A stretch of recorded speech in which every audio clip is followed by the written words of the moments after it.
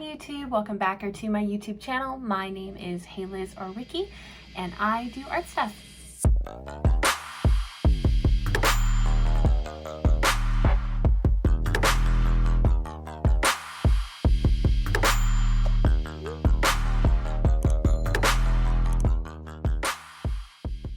For today's video, I thought I'd go over the process of my Vi and powder or Jinx from Arcane art piece and talk to you about a subject I didn't really think about until this last Comic-Con, and it's kind of a big one. So before we get on to that topic, I just wanted to say I'm sorry I've been gone for the month of February. I took a commission and I was working on that and I was just getting a little drained, so I took a break from streaming and from YouTube, but I hate doing that because, you know, I have very few regulars here, so I want to keep you guys entertained. On that note, I will be asking on my social medias for YouTube video ideas because I'd really like to do more here and be more creative instead of just process videos. So if you have any ideas, please feel free to comment down below. I will soon be, I'm interested in trying one of those reactions to assumptions about me video, and I will be making videos about that on my social medias. So if you want to take part in that little game, please keep an eye on my Instagram, Twitter, and TikTok. Another little side note, I am back to regular streaming on twitch.tv/Hailiiz. The reason why I like to stream on Twitch over TikTok, as some of you may have noticed, is due to the quality. It is simply better. You guys can see my art and me, and you get to take part in the chat, and it's just a lot more interactive, and I appreciate that. And it'd be really cool if you came and hang out because, you know, I gotta stay entertained while I'm drawing, and art can take a long time. I just realized my necklace was upside down. Another little quick side note about YouTube.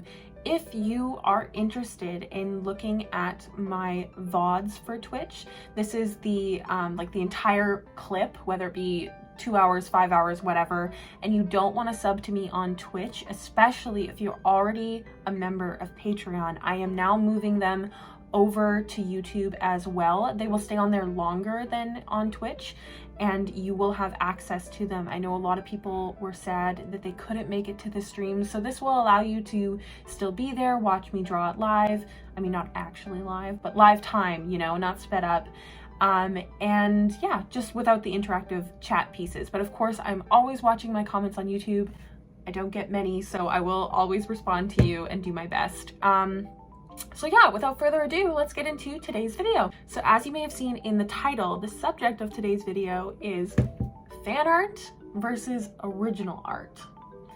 Now, there's a lot of reasons this is an important topic, but I really noticed how important they were when I went to my local Comic-Con this last October.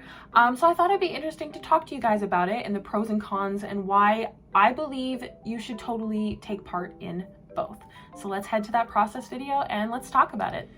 So there are many reasons why fan art and original art are both really, really important in regards to being an artist, especially when you are a freelancer. I think one of the issues is that once you become a freelancer, you will likely be working a lot, working on, you know, commissions, all that kind of stuff, whether it be an NDA or just general commission work. It's not your own work. So the reason why this topic turned out much more important than I really thought it was is because at this last Comic-Con, I think I sold maybe one personal print, one or two, but I sold quite a lot of fan art. Now, one of the issues with this is that copyright strikes, first off, etc., etc. And so I have a couple of rules about making fan art. Firstly, one of my rules about making fan art is I almost never redraw an actual, you know, screen cap or whatever, or screen gab, whatever it's called, from the show. And if I do, for example, this Sailor Moon drawing, I simply don't sell it. I do it for fun and I do not monetize it because that's not my work. That's not my design. I did not come up with this piece. I didn't come up with the angle. I didn't come up with the background. I think that's pretty simple. Another rule that I have is if I draw something especially made by a smaller creator fan art. For example, Persephone. She's beautiful and I would totally be down to sell this as a print, but I'm not comfortable with that because this is not my character. This is a smaller creator's character. And unless you reach out and ask them if they're comfortable with that, I just simply don't recommend doing it. It's not cool, basically. I think that's a simple enough rule.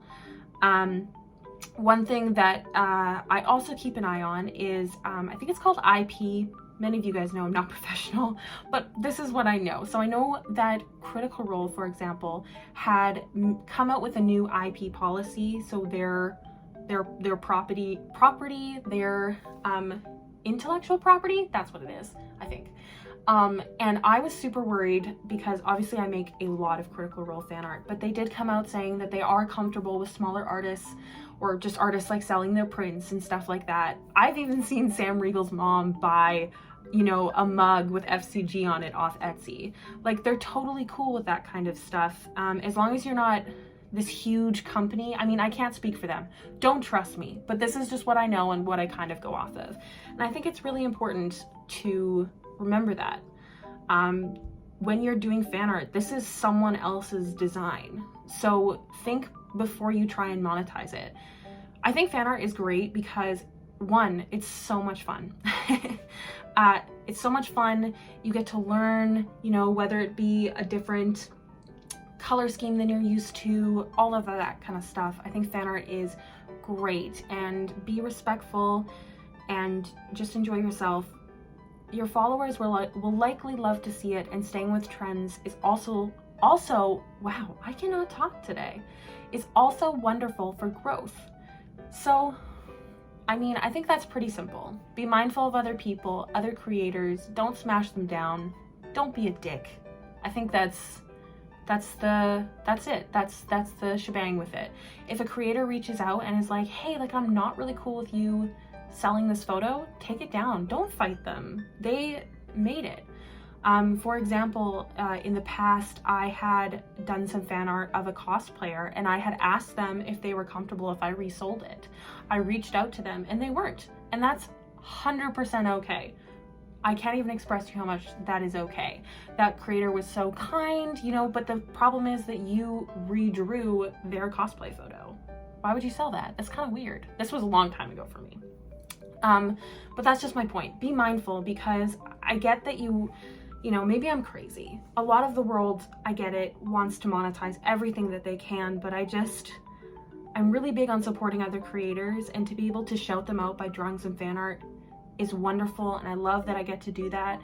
But I'm not gonna monetize it, especially if they don't want you to. So just be mindful, don't be shy to reach out to people if you are interested, and if you don't hear back, that's not a yes.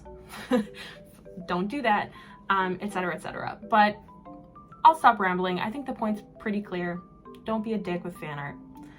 Keep in mind, at a lot of cons, some of them don't like fan art there. So just be mindful of where you're going, who's your audience. And for me, I like to do fan art of stuff that I already like. The only time that I don't do that is during Patreon fan art request. And if it's something that I haven't seen before, I'll still draw it because that was the request. Now on the other side, there's original art, and original art is wonderful to create, and for many reasons. You get to experiment. I mean, you can experiment with any art, but with original art, there's kind of a different vibe about it. You can just smash it together and see what comes up. It's good for your creative heart. It's good for you know, personal growth, and it's really, really great because I love how much the online world loves to see other people's characters, and sometimes they can get attached to them, and that is an amazing feeling. I think it's just really important to remember that balance is good. It's okay to just be a fan artist. Don't be a dick, and enjoy the personal art as well. Just be mindful of who your audience is and let yourself grow. Let yourself grow. Don't get stuck in like this horrible rut. And I don't know, maybe this is kind of a rambly video. That's kind of like my thing, isn't it? I ramble. If you have any questions about what I'm talking about, please feel free to comment down below. Keep in mind, I am not a real professional. I am not, I don't know, I'm not a real person. Don't trust me. I just want artists to have fun and not stress and just enjoy art and the things that it can bring to you, especially if you're trying to make a career out of it.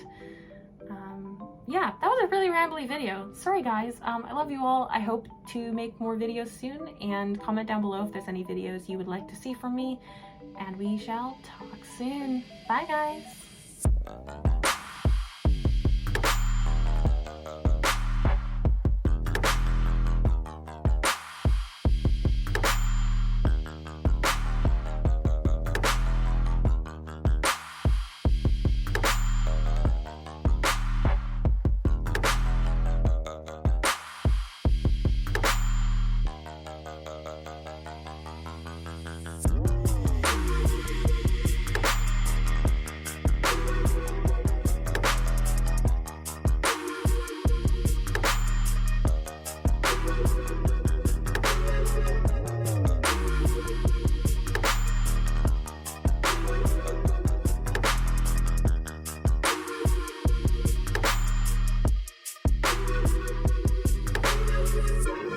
To know what it is. The Matrix is everywhere. It is all around us. Even now, in this very room. You can see it when you look out your window or when you turn on your television. You can feel it when you go to work, when you go to church, when you pay your taxes.